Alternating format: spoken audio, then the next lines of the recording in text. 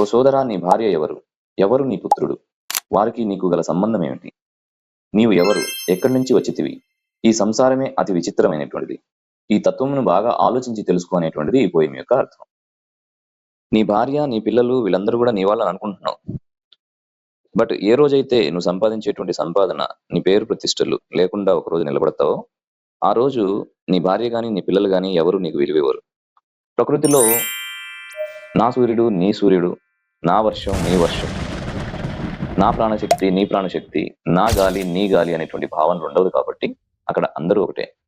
ఇలాంటి సత్యాన్ని తెలుసుకోవాలి తప్ప, నా భార్య, నా పిల్లలు అనుకున్నటువంటి చాలా మంది ఆఖరికి ఆ సంసారమే విరక్తి చెంది, నా వాళ్ళు ఎవరూ లేరు అని సన్యాసం వైపు వెళ్ళినటువంటి వాళ్ళని చాలా మందిని మనం చూసాం. కాబట్టి ఈ సత్యాన్ని తెలుసుకొని సంసారం అనేటువంటి వ్యామోహం నుంచి బయటపడు. అలాగని సంసారం వదిలి వెళ్ళమని కాదు, సంసారంలో ఉంటూనే వ్యామోహం లేకుండా జీవించమని చెప్పడం.